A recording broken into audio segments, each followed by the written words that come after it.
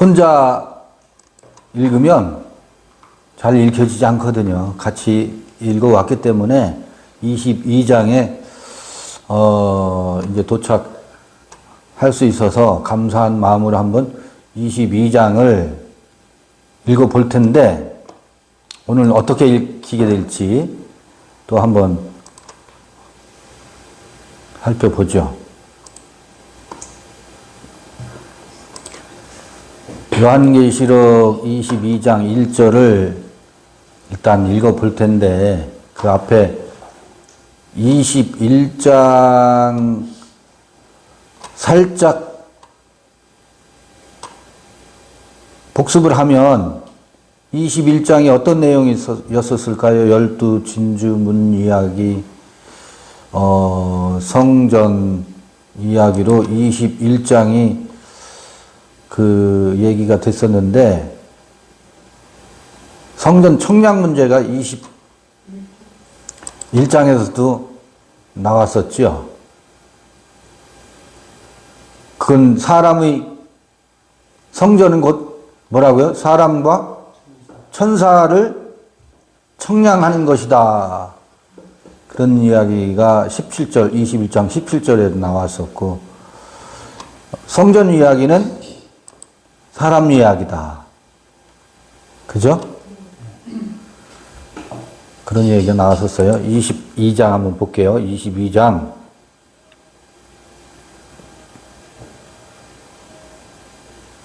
1절 보면, 카이 에데익센 모이 포타몬 휴다토스 조에스 렘프론 호스 크루스탈론, 그래요.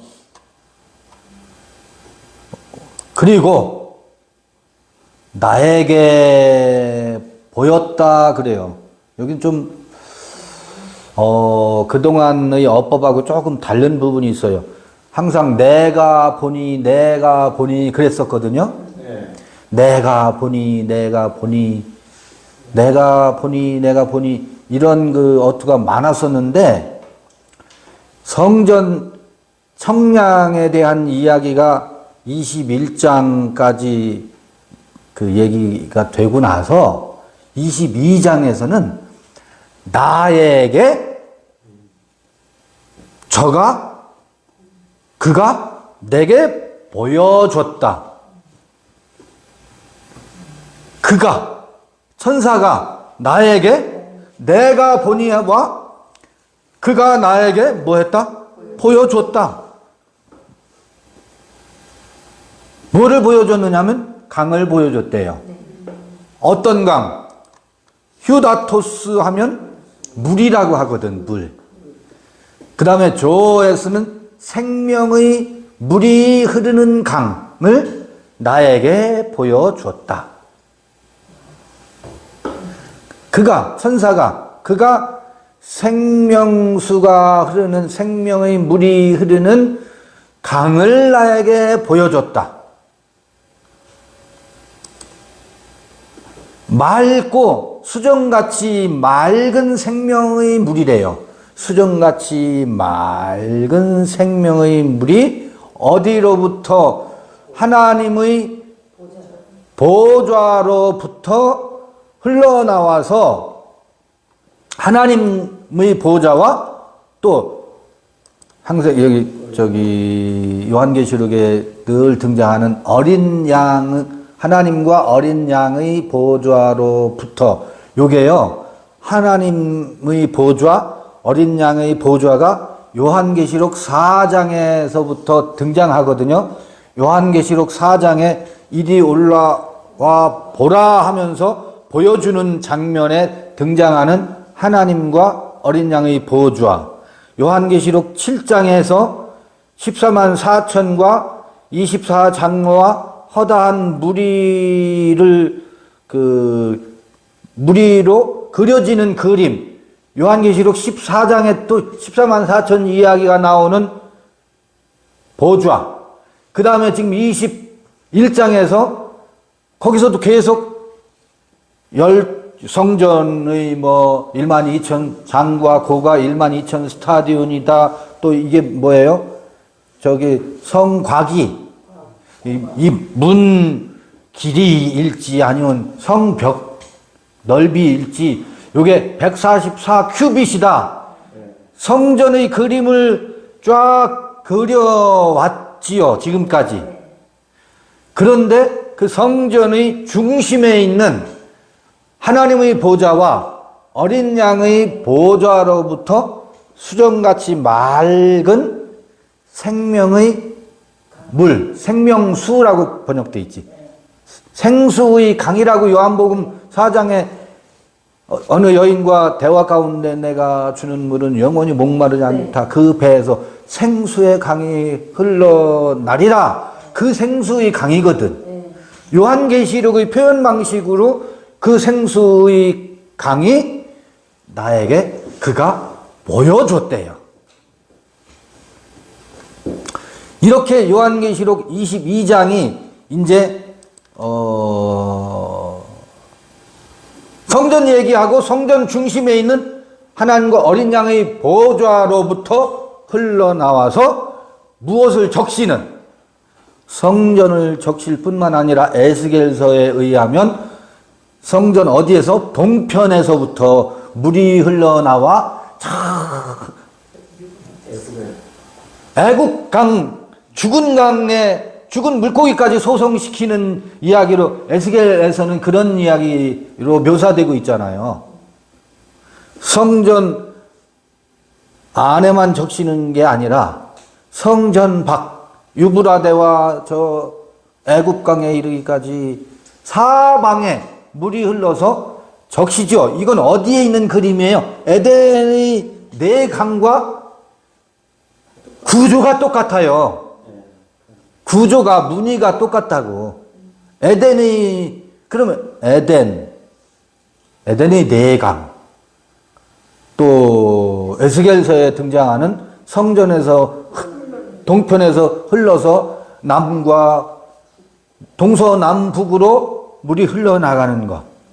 요한계시록 22장에도 그동안 버라이어티한 수많은 이야기 가운데 22장에 이르러서는 생수의 강, 요게 동편이라고 되어 있는, 동편이 어디예요? 하나님의 보좌와 어린 양의 보좌에서 흘러나오는 이야기로 요한계시록 22장이 지금 전개되고 있어요. 길 가운데로 흐르더라. 강 좌우에 생명나무가 있어 12가지 실과를 맺히되 달마다 그 실과를 맺히고 그 나무 잎사귀들은 만국을 소송하기 위하여 있더라. 그래요. 만국을 소송하는 게 뭐예요? 그 에스겔서의 그 이야기에 의하면 저 북쪽에 있는 유브라데 강, 남쪽에 있는 애국 강, 또 저기 남방의 뭐 비손강이다 무슨 강이다 에덴이 네 강과 같이 만국을 소송하기 위하여 있더라. 그래. 이때의 이 만국이 무엇일까? 만국이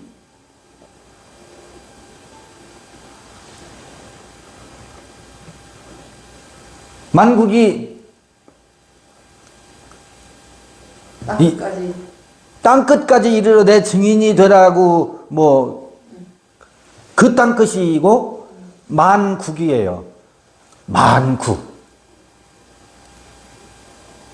지금 다니엘에서의 우상이 여러분 다니엘서 2장에 느부갓네살이 꿈을 꿔요.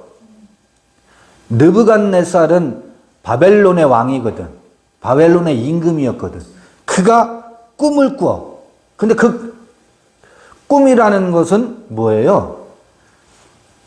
느부갓네살이 꾸는 꿈이잖아. 근데 그 꿈이 무엇인지 자기가 꿈을 꾸면서도 그 꿈이 뭔지 몰라서 술사들에게 꿈을 해석을 요청을 하지요.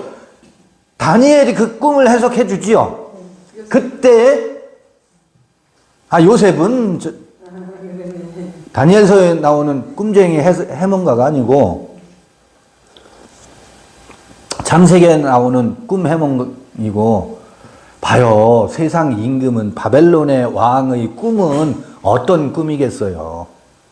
바벨론은 그 꿈은 모든 사람들이 다니엘서가 그 꿈을 해몽하듯이 우리들도 지금은 그 꿈이 느부갓네살의 꿈을 해몽할 수 있다고. 누군가 꿈을 꾸고서 번뇌하면 그 꿈을 들어보면 그 꿈이 무엇을 말하는 것인지 다니엘서만 해석할 수 있겠어요? 우리도 해석할 수 있다고요. 왜 번뇌하게 되는지 아세요? 꿈 때문에 번뇌해요. 그들의 그 꿈은, 세상 임금의 꿈은 큰 자가 되어야 되고 강성대국을 이루어야 되기 때문에 항상 거기엔 뭐가 따르는지 아세요? 번뇌가 뒤따라요. 번뇌가 뒤따르게 되어 있다고. 번뇌가 뒤따르게 되어 있다고. 근데 그때 머리는 금이고 가슴은 은이고 배와 넓적다리는 동이고 또 이 열 발가락 있잖아요. 요건 철과 흙으로 되어 있어서, 이게 철과 흙은, 철은 얼마나 강해요. 근데 흙은, 진흙으로, 진흙이니까 뭐예요? 진흙이니까 찰흙으로 되어 있지. 흙도 진흙이면 다리를 구성할 수 있지. 근데 철과 흙은 같이 섞여도 섞여지지 않는 거거든. 붙어 있을 뿐이지 결합에 서로 따로 놀지. 이게 두 마음이 섞이질 않는다고. 그렇게 이루어져 있다 그래요. 그게 뭐냐면 다니엘서에 나오는 우상이라고. 봐요. 지금 요한계시록 22장을 보면서 요한계시록 전체 그림을 정돈하면서 22장을 오늘 마무리하고 싶어서, 여러분, 요게 흔히 다니엘서의 우상을 그림으로 이렇게들 나타내는 형태거든요. 머리는 골드예요. 가슴은 실버, 배는 구리, 동. 그 다음에 열 발가락, 이 발바닥, 발등, 이거는 철과 진흙으로 되어 있대. 그런데 이게 느부갓네살이 꾼 꿈이고, 느부갓네살이 꾼 꿈이라고 하는 것은 느부갓네살의 이상이죠. 신상이라고. 여기서 조금 다른 이야기이긴 하지만,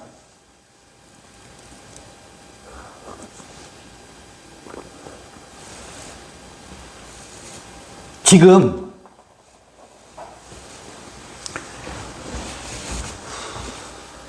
요게 잘 들어가 보세요. 다니엘이 꾼 꿈에 드러난 네 나라야, 네 나라. 그래서 어떤 이들은 이 첫 번째는 어느 나라요? 메대요, 파사요, 무슨 로마요. 그 다음에 네 번째는 어디?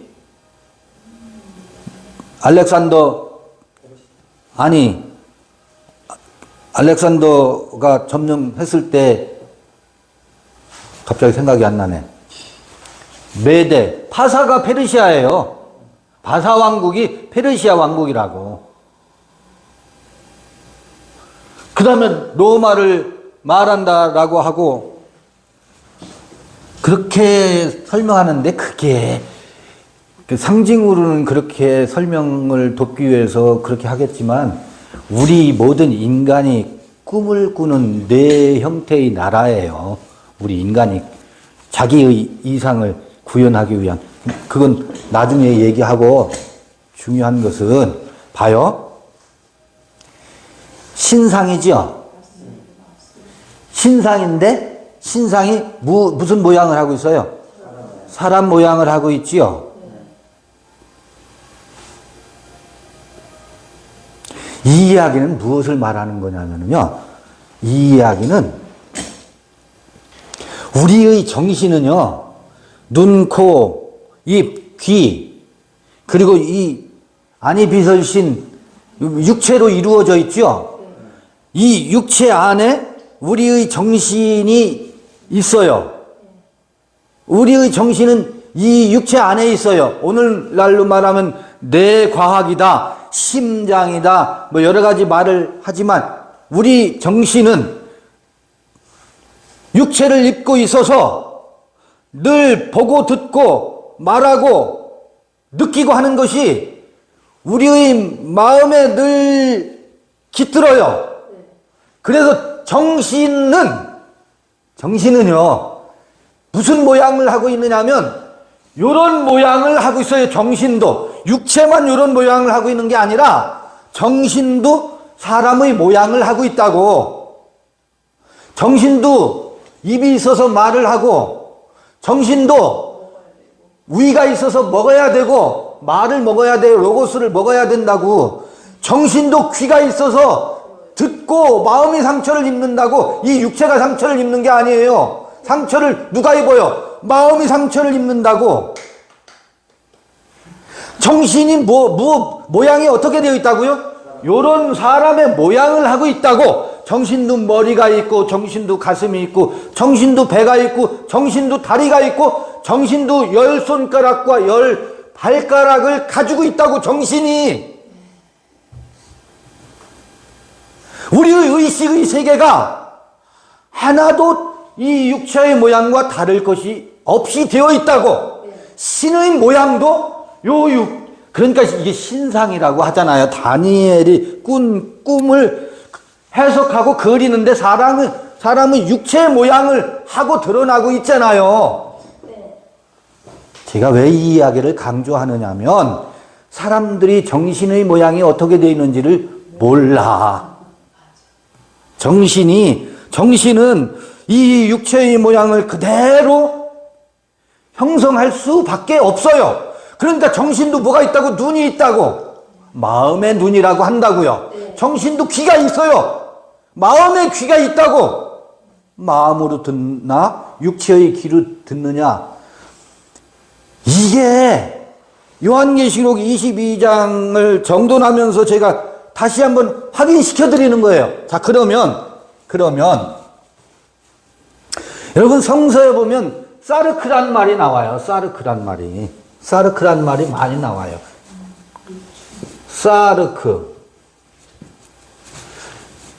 사르크란 말이 번역을 육체로 번역되어 있어.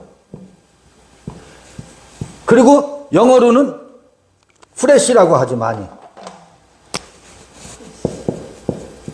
프레시라고 하지. 그 다음에 육체를 지칭하는 것은 이 고깃덩이는 소마라고 한다고. 소마라고 한다고. 이거 말씀 많이 들어보셨죠? 네. 소마, 사르크. 여러분, 이 프레시도 살이죠? 이 소마도 요 프레시와 소마를 바디라고 한다고. 구분하기 위해서 바디라고 한다고. 그런데 성경에 보면 이 육체를, 사르크를 굉장히 부정적인 언어로 사용되고 있죠. 육신의 생각은 죄다, 사망이다. 전부 이 사르크는 부정적인 언어로 사용되고 있어요. 그 다음에 이 사르크와 다르게 여러분 잘 생각해 봐요. 푸시케라고 있어요. 푸시케는 사르크와는 좀 달라. 여러분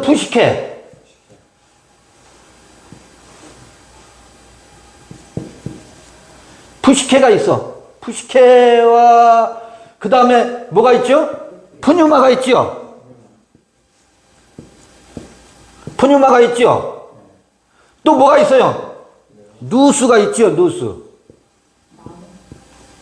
이런 거 많이 들어보셨죠? 그 다음에 푸시키 코스가 있고 푸뉴마틱 코스가 있고 누수가 이런 얘기 많이 들어보셨을까요? 요거 구분을 확실하게 시켜드리려고 지금, 그래야 지금 요한계시록 22장이 정돈이 될 것 같아요. 봐봐요. 이때 이 사르크라고 하는 게 뭔가. 사르크는 소마와 다르다고. 이 바디가 아니라고. 이 바디가 아니라고. 그러면 사르크는, 육신의 생각은 어떤 바디겠어요? 우리 정신이 이렇게 형성되어 있죠? 머리는 금, 가슴은 은, 동과 구리로 되어 있고 철과 흙으로 되어 있는 이 정신을 구성하고 있는 정신의 육체를 뭐라고 한다? 사르크라고 하는 거예요. 정신의 육체. 정신이면 정신이지. 정신의 육체가 어디 있어? 아니, 정신이 육체의 모양을 하고 있는 그 꼴 있잖아요. 그런데 그게 뭐예요? 느부갓네살의 이상과 느부갓네살의 꿈을 중심으로 해서 사르크가 형성되어 있는 그것을 뭐라고 한다? 그걸 사르크라고 하고, 그게 뭐다? 육체의 생각이라고 한다고. 그러니까 이게 바디는 바디인데 어떤 바디예요? 정신이 바디고, 이 소마는 이 육체의 바디라고. 그러니까 이 사르크는 무엇을 모양을, 이 육체의 모양을 정신이 띠고 있는데, 그게 무엇으로 이루어져 있어요? 육신의 생각으로 이루어져 있는 것을 사르크라고 한다고. 그게 사르크예요. 그게 사르크라고. 그러면 이 사르크 안에, 육신의 생각 안에 여긴 뭐가 되어 있어요? 이 사르크가 머리가 있고 가슴이 있고 배가 있고 네 다리가 있죠. 사르크 안에 여기 가득 들어차 있는 게 뭐예요? 느부갓네살의 꿈과 이상으로 가득 차 있다고. 내 나라가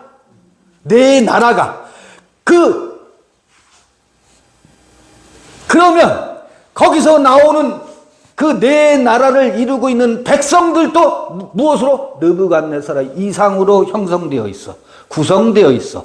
거기서 나오는 언어, 바벨론의 언어로 사용되고 있다고. 다 만나서 성경을 토론하든지 성경 말씀을 듣는다든지 뭐 진리 어쩌고 하는데 전부 그 방언이 어떤 방언이에요? 바벨론의 방언, 사르크의 언어를 쓰고 있는 거예요. 누가 크냐, 누가 복을 받고 이 다음에 이 나라에서 누가 열국을 차지할 거냐. 우리 함께 기도하자. 하나님께 기도한다고 하는데 향에다가 잔뜩 담아서 하늘에 올리는데 전부 어떤 방언을 쓰고 있어요? 사르크의 방언을 쓰고 있다고. 바벨론의 언어를 사용하고 있다고. 우리 나누는 이야기를 다 들어봐 보세요. 전화 통화하면서 자매 어쩌고 형제 어쩌고 성경 어쩌고 말씀 어쩌고 은혜 어쩌고 하는 그 모든 언어들의 그 방언이 어느 나라 방언인지 들어봐 보세요. 그걸 뭐라 그래요? 그래서 그 방언도 사르크예요. 말도 듣는 것도 사르크가 듣고 있어. 생각하는 것도 사르크가 듣고 있고, 두 발로 걷고 손을 움직이고 열심을 내고 온 몸이 일체가 되어서 움직이는 그 모든 게 무엇으로 이루어져 있다? 그걸 사르크라고 하고, 그게 이렇게 우리의 정신이 이렇게 형성되어 있고, 이 뱃속에, 이 가슴 속에 집어넣고 이 머릿속에 가득 들어있는 것이 뭐예요? 가득 채워놓은 것이 느부갓네살의 꿈이지. 그 이상이지. 근데 그걸 누가 봤어요? 다니엘이 보지요. 지금 우리가 다니엘이 되어서 요한계시록을 1장부터 21장까지 읽어오면서 우리가 무슨 얘기했는지 아세요? 바로 우리 안에 가득 들어있는 이것을 읽어온 거예요. 이것을 본 거라고. 뭐 한 건지 아세요? 그러고 보면 요한계시록 읽기를 우리가 했는데 느부갓네살의 꿈을 해몽하고 온 거예요. 다른 말로 하면 꿈 해몽한 거라고.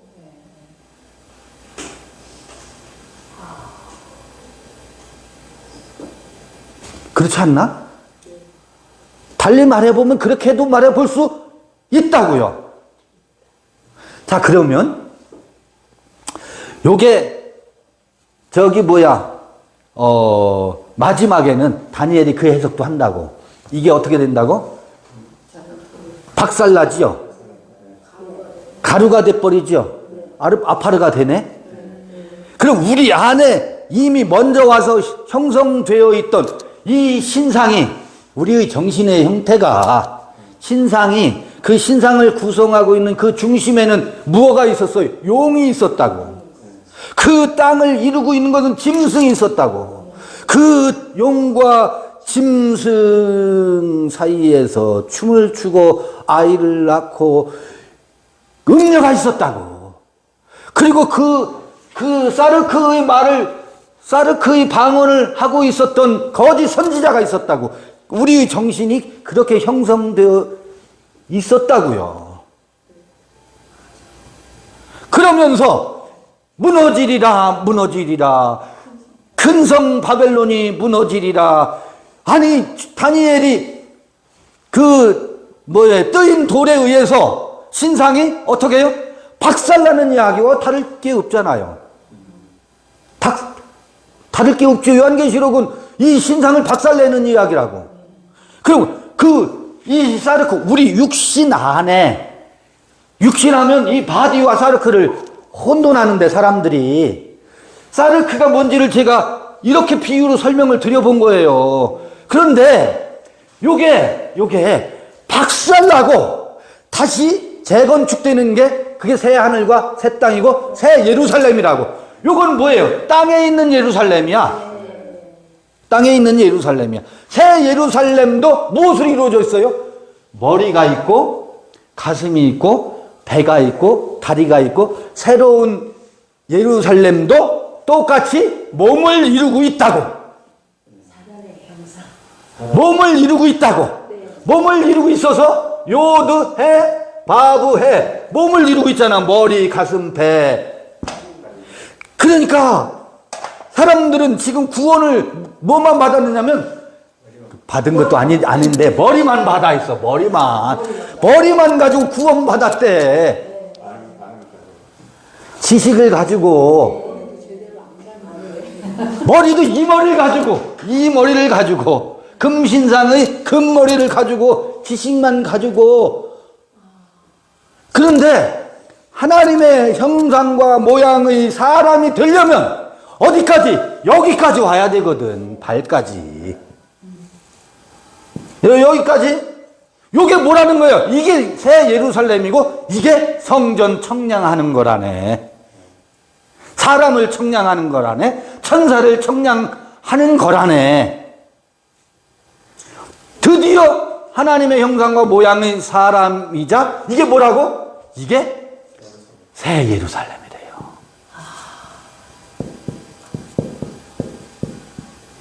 새 예루살렘이래. 그런데 어디 보좌 중앙에 하나님과 어린 양의 보좌 중앙에서, 그 보좌 중앙에서 물이 흘러서, 강이 흘러서 만국을 소송케 한대. 만국에 흐르고 그 잎사귀들이 만국을 소송케 한대. 만국은 여기 네 나라로 되어 있잖아요. 네 나라. 네 나라인데 이거는 일곱 별로 이루어져 있거든. 이게 만국이거든. 만국은. 여기 어디? 발끝까지. 여기는 북방이에요. 북방이라고. 머리는 북방이라고. 가슴은 뭐겠어요? 여기는 동방이라고요. 동방이에요. 배는 남방이에요.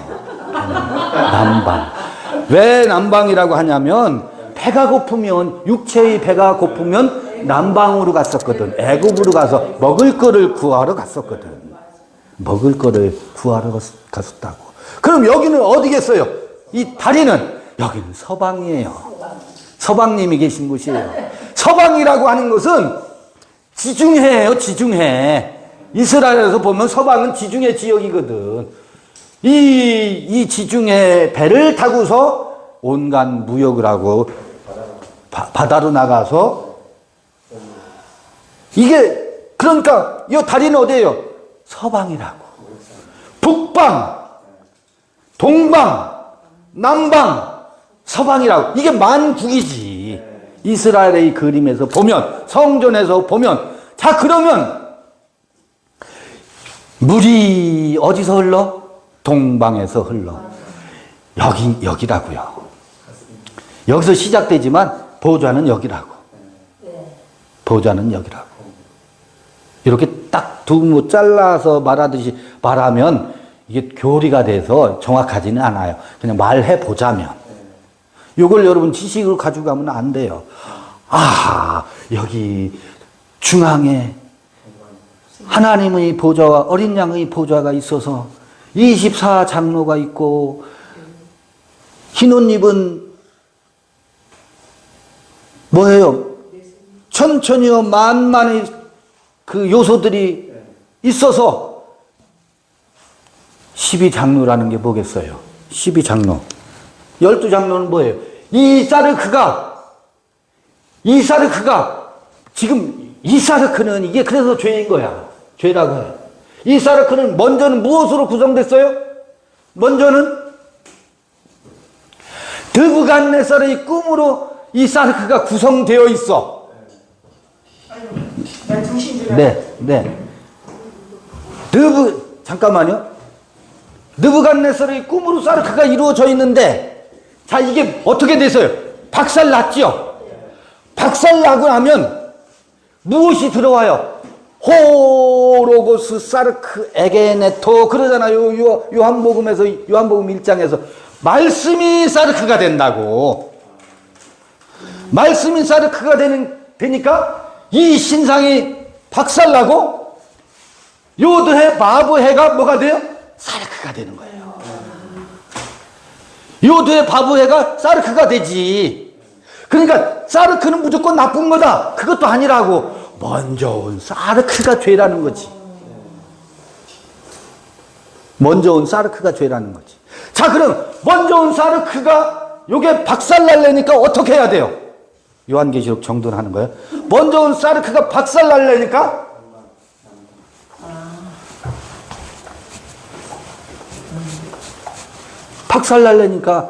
먼저 여러분 제가 그림을 잘 못 그려. 봐요.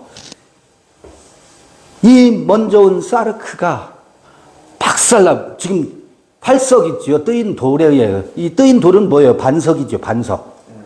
반석이고 예수와 그리스도라고.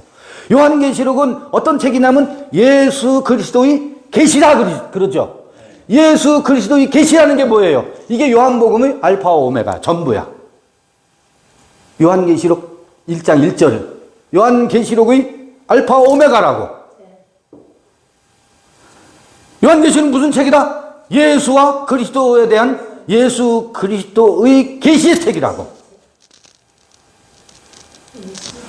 자, 예수 그리스도의 계시의 책인데 그 계시의 책이 어떻게 구현되나 봐보세요. 먼저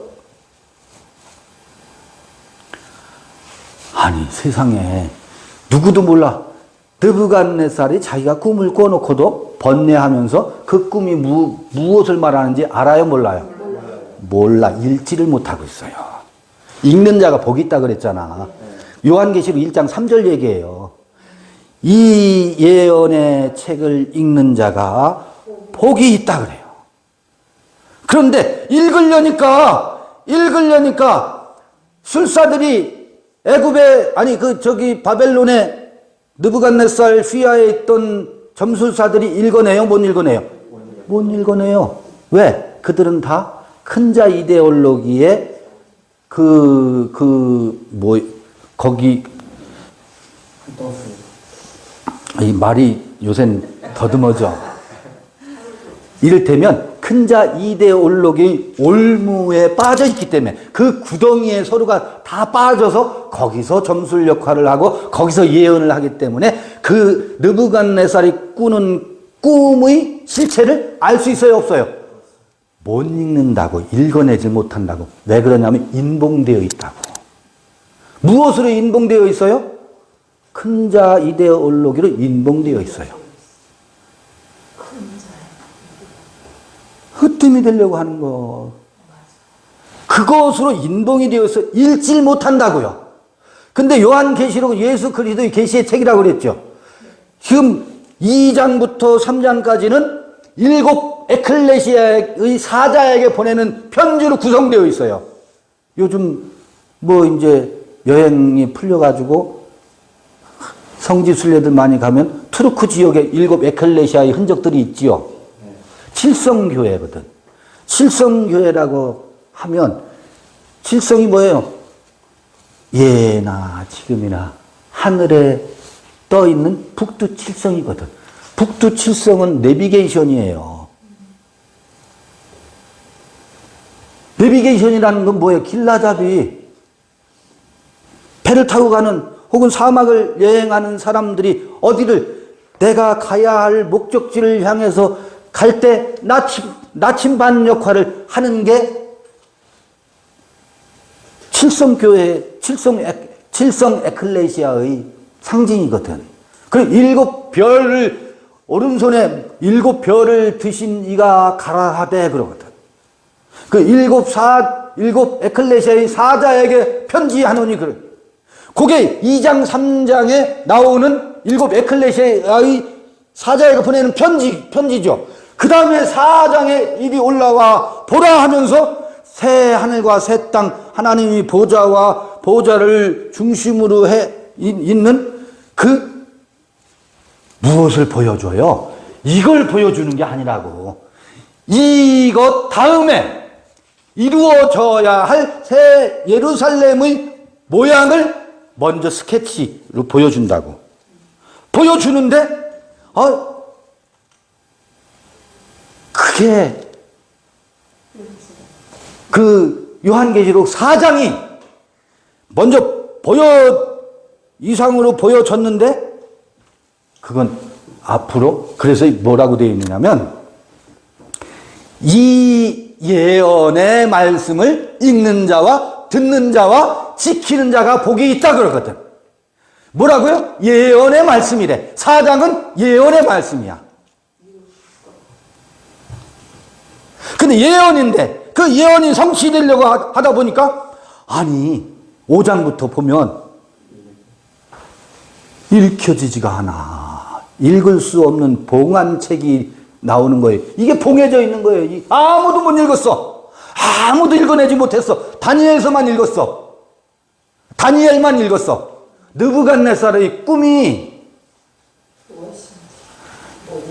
여러분 이게 뭐냐면 이게 책이라고. 비블로스라고.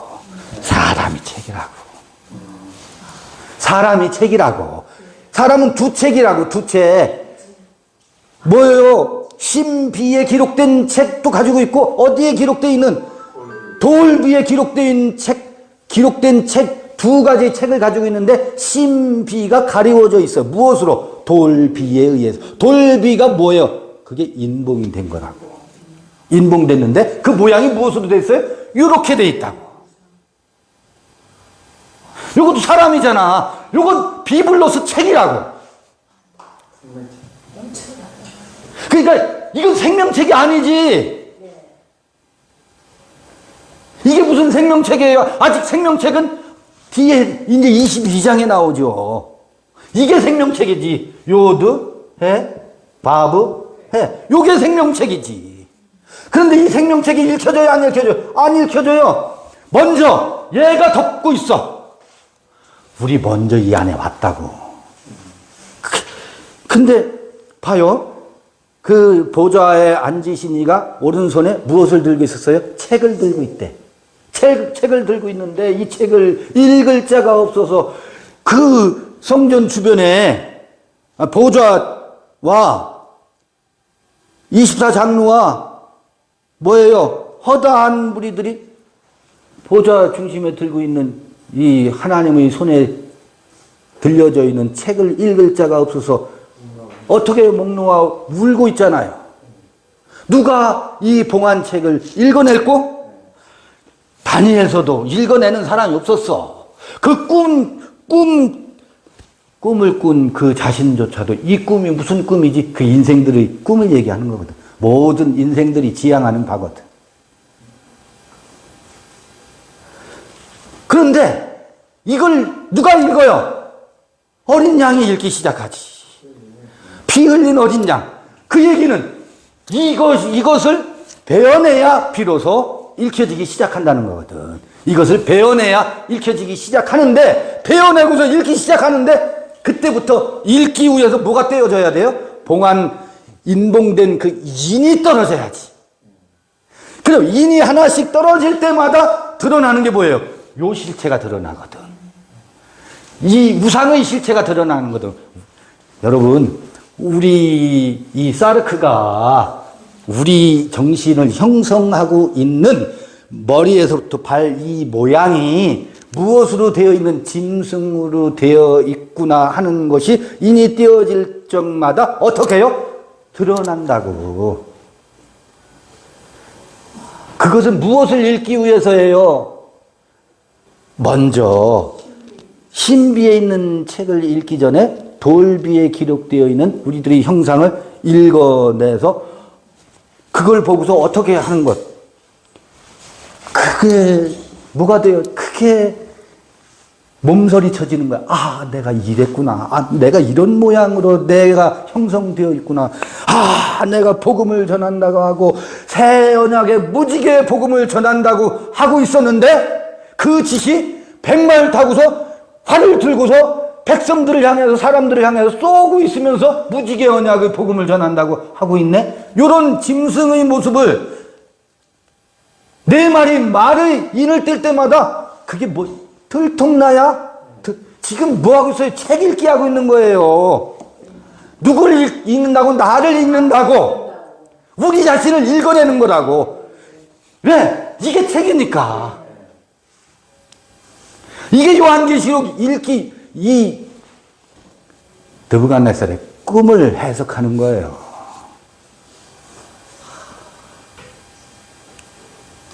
그렇게 일곱 인을 떼요. 근데 일곱째 인을 뗄 때, 일곱째 지금 인을 떼고 있어. 다 뗀 게 아니야. 일곱째 인을 뗄 때 보니까 일곱 나팔을 들고 있는 일곱 번째 인이라고 표현되고 있는데, 그때 또 뭐요? 일곱 나팔 재앙이라 그러잖아요. 먼저요, 인이 다 떨어져야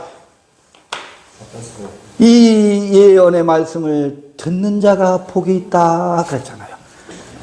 그제서야 보아야, 본 다음에야 이제는 뭐예요? 보는 때 그때는 무엇을 봐요? 저거를 보거든.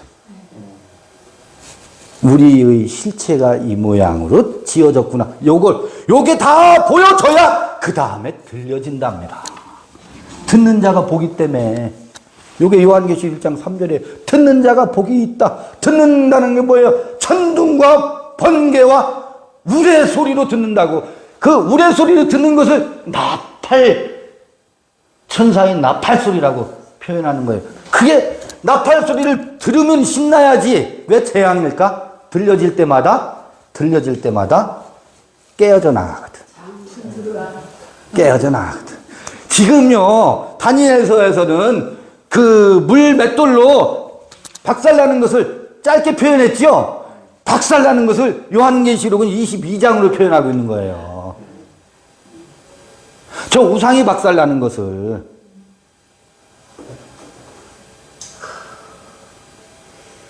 그게, 그 중간에 7장에서, 인을 떼는 중간에 7장에서 다시 14만 4천과 그 새하늘과 새 땅의 뭐예요? 그 새 예루살렘 성전의 그림을 살짝 한번 다시 보여주지. 소망을, 예언을 다시 보여준다고. 그리고 인을 떼고 나팔 소리를 듣는 중에 14장에서 14만 4천의 그림이 다시 한번 이제 구체적으로 나오죠. 그리고 15장, 16장, 17장, 18장, 19장 여러분 소리가 들려오면서 이 예언의 말씀을 듣는 자가 복이 있다 그러는데 그 다음에는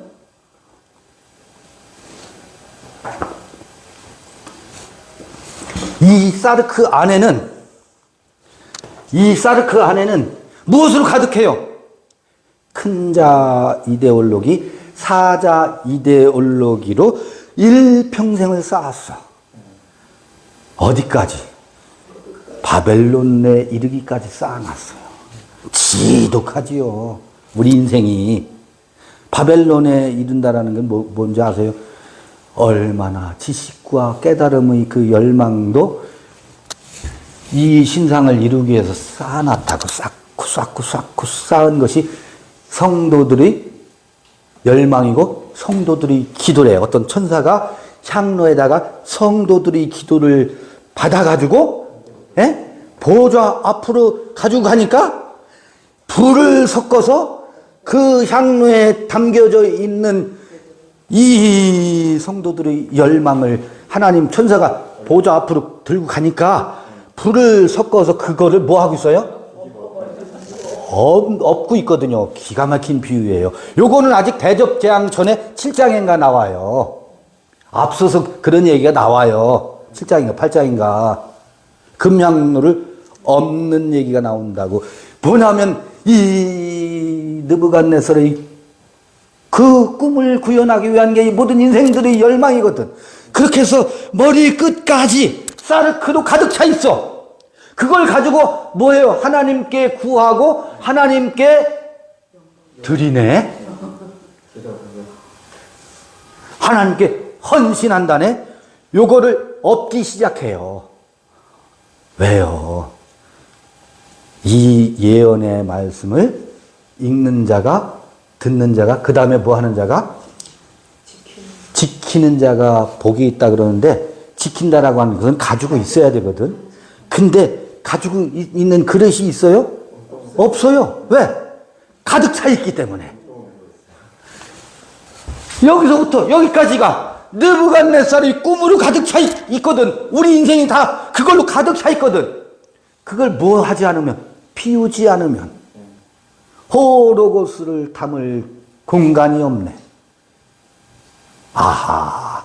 그래서 그걸 없는 것이 일곱 대접재앙이라고 하는 대접을 없는 거거든. 대접을 없는다는 것은 여러분 우리 말하기는 좋지. 사람은 비워야 돼. 마음을 비워야지. 비워져요? 실제로 비우는 건 또 다른데. 그거 말장난이에요. 안 비워져요. 이 일곱 재앙이 찾아와야 내가 이러고 있었구나. 이게 되는 게 아니구나. 그래서 이 대접재앙, 일곱 대접재앙은 그러니까 지금 인을 떼는 것, 나팔, 그 다음에 대접재앙은 무엇을 이루기 위해서 이 말씀을, 예언의 말씀을 지키는 자가 복이 있다 그러는데 그 말씀이 들이찰 대접이 없어. 다른 게 이미 꽉 차 있어서. 그것을 구현하기 위해서 없는 과정이 필요한 거예요. 네, 들어오세요.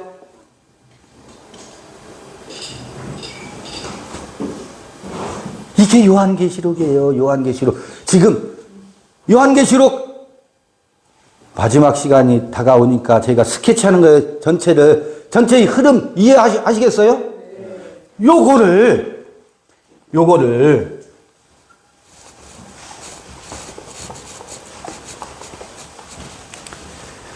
이거를 히브리인들의 일곱 절기로도 설명할 수 있어요. 요한계시록은 물론 그 틀에다 딱딱 맞춰서 넣을 수는 없어. 일곱 절기의 틀에다가 이게 요한계시록은 절기의 책이구나. 이제 성경 요한계시록 20 이렇게 읽어 놓고 요한계시록 22장 몇 구절을 읽어 보겠습니다. 아하 그렇구나. 22장. 그래서 22장에서는 수정같이 맑은 생명수의 강을 내게 보이니 하나님과 및 어린 양의 보좌로부터 나서 길 가운데로 흐르더라. 사실은 오늘 이제 요한계시록을 마치려니까 설명을 안 하고 넘어가는데 요 2절 보면 생명나무가 있어 12가지 실과를 맺히되 달마다 실과를 맺히고, 이거 우리 많이 봤던, 여러분 잠깐만 보여주고 넘어갈게요. 요거 뭐예요? 우리는 익숙하죠, 이 그림이. 생명나무. 근데 지금 여기는 10개의 나무로 표현되어 있는, 10개의 실과로 표현되어 있는데 저긴 달마다, 그래서 12개로 요한계시록 설명되고 있잖아요. 12개냐 10개냐는 중요치는 않아요. 물론 그 상징하는 바가 있어서 이거 읽어야 되거든요. 요거는 요한계시록 22장과 상관없이 따로 떼어서 제가 시간을 가져볼 거예요. 기회가 되면 한번 가져볼 터이고. 자, 봐요. 이게 새 예루살렘, 새 하늘과 새 땅이에요. 그냥 살짝만 언급하고 넘어가면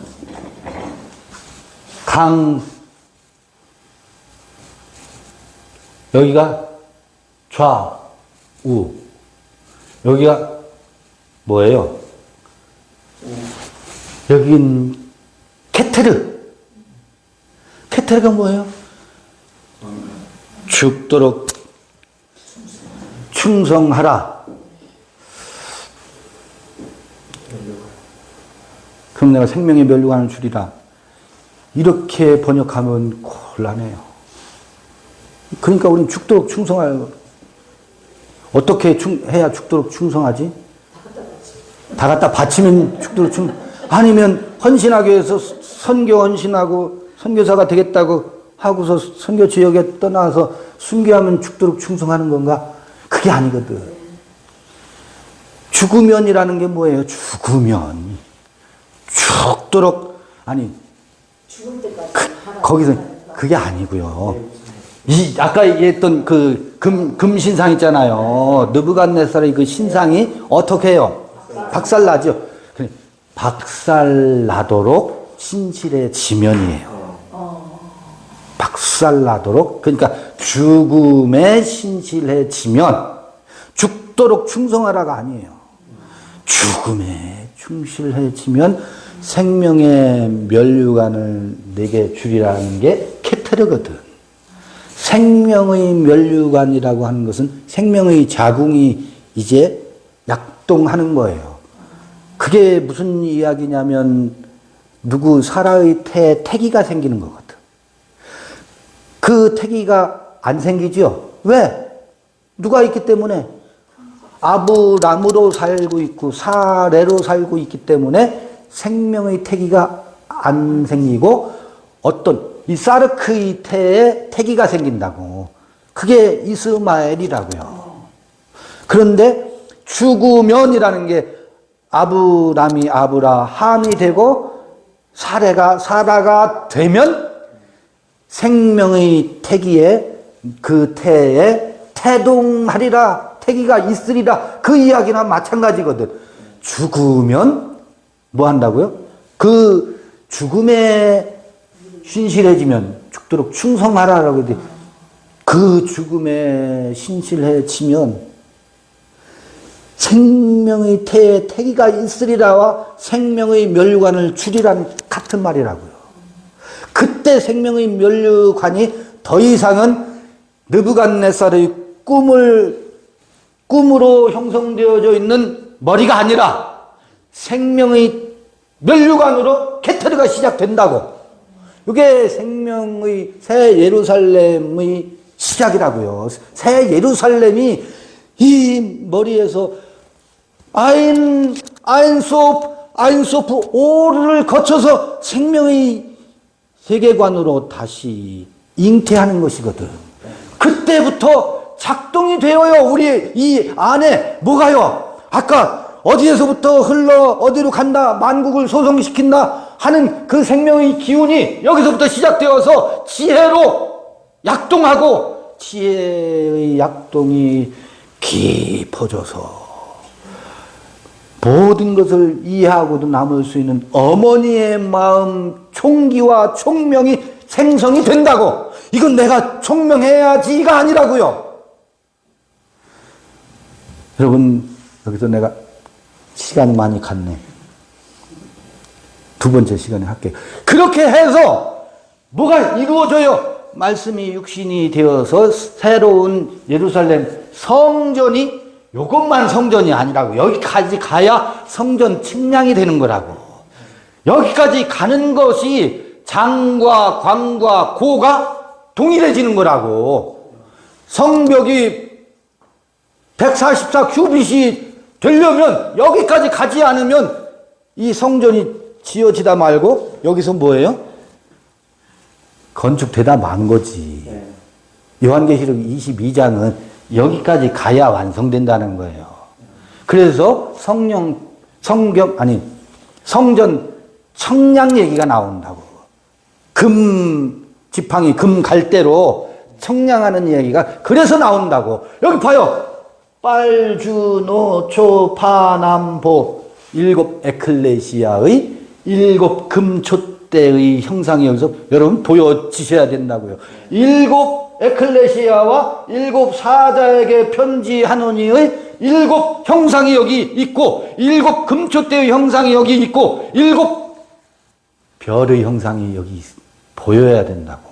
이게 새 예루살렘 새롭게 뭐가 우리의 정신이 새롭게 이렇게 지어져 가는 것이, 그걸 일컬어서 여러분 그게 창조예요. 이게 창조예요. 자꾸 우리는 이 창조주 하나님을 우리는 뭐 한다고요? 하나님을 향해서 서 있는 사람들이라고.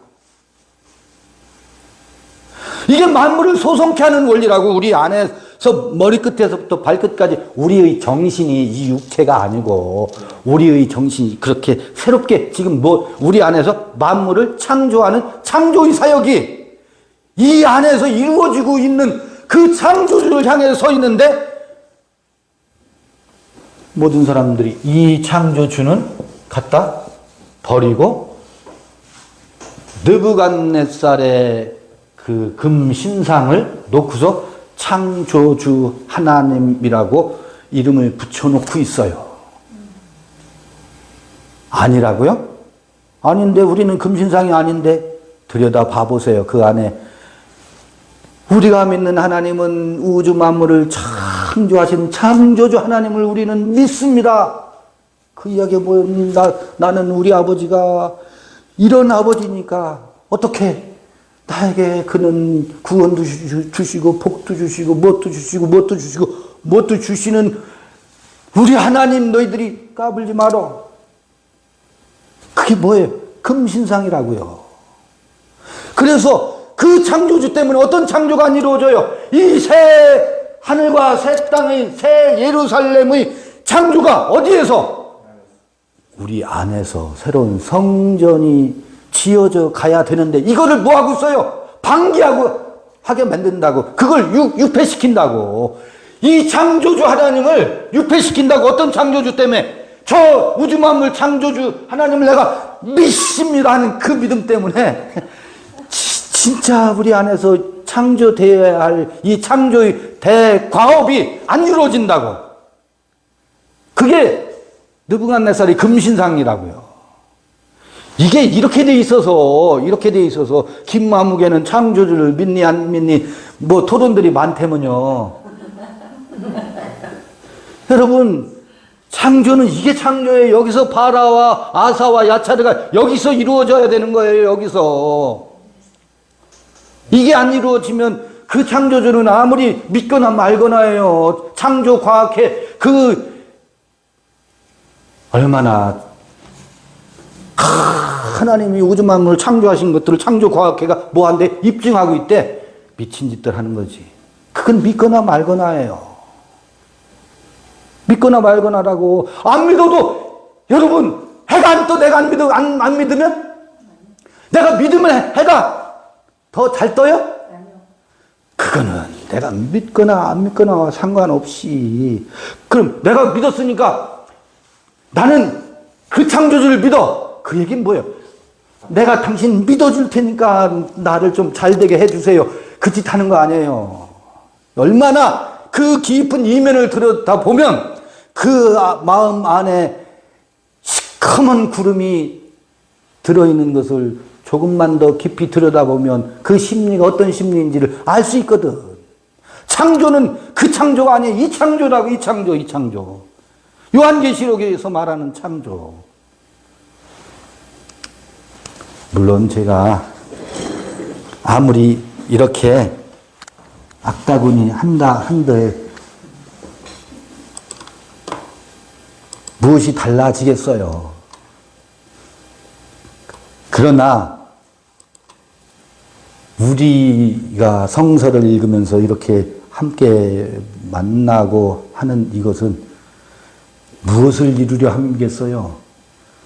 우리 자신이 선진들이 어떤 그 기록을 남겨놓고 어떤 예언의 말씀을 남겨놨는지를 읽으면서 우리 내면이, 우리의 정신이 어떻게 새롭게 집을 지어져 가야 할지를 보기 위함 아니겠어요? 여러분 무엇을 원하십니까? 무엇을 바라십니까? 바라면 되든가요?